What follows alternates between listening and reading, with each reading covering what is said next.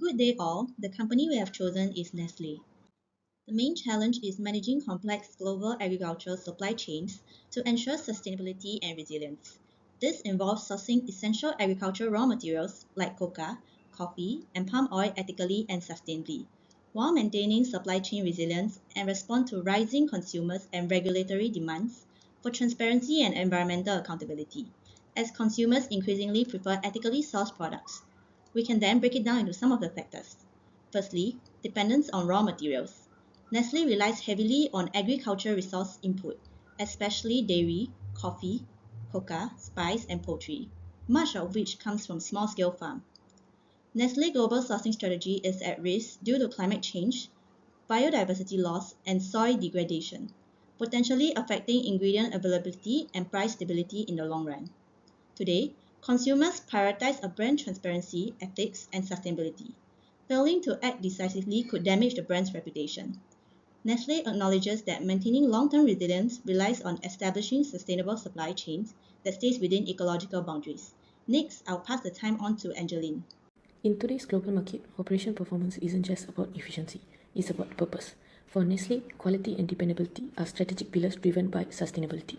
In terms of quality, Nestle ensures raw material integrity by promoting sustainable practices like regenerational agriculture, which protect both nutrition and the environment. Consumers today expect more than this. They want ethically sourced, traceable products. Through rigorous quality control, Nestle delivers safety, consistency, and ethical value, enhancing the brand loyalty and supporting premium pricing.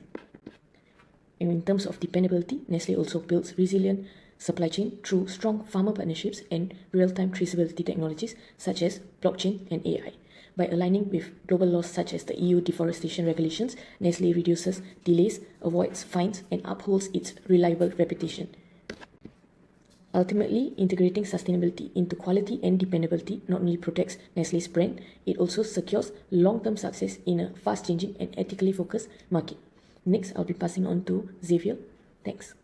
The triple bottom line framework can act as a tool to measure the financial, social, and environmental performance of Nestle over time. The first pillar is people, which refer to social performance. By applying the operation strategy, the well-being of the farmers, workers, and communities within the supply chain can be improved. Nestle launched cocoa brand, which helped to tackle social and environmental issues to create a sustainable cocoa supply chain. The second pillar is planet, which related to environmental performance in reducing the environmental footprint of agricultural sourcing and production. Nestle committed to deforestation-free supply chain by using responsible sourcing core requirement as their tool.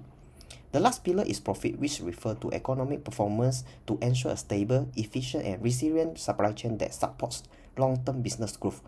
Nestle invested in infrastructure and resources such as storage facilities, irrigation system, and mechanization tool as a strategy to reduce post-harvest loss and optimize resource use, which can improve product quality and quantity, conserve water, and increase resilience against climate variability.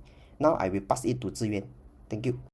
Now I'll move on to the solution. The imperative threat that's plaguing Nestle is the management of complex and global agricultural supply chain to ensure sustainability and resilience. Proposed solution is a dual-pillar strategy. The foundational pillar leverages on innovative blended finance and multi-stakeholder coalitions. Model aligns with the practices such as Nestle Dairy Climate Plan, which utilizes a collaborative finance engine for multi-stakeholder financing.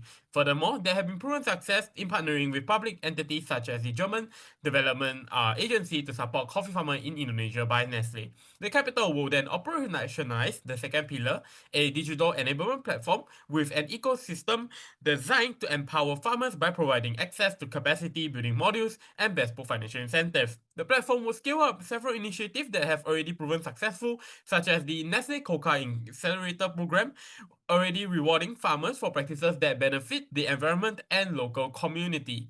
Training and support can also be provided through the platform, such as the Nestle Nescafe Plan and Nespresso AA program, had long provided farmers with training and technical assistance to improve productivity and preserve the ecosystem.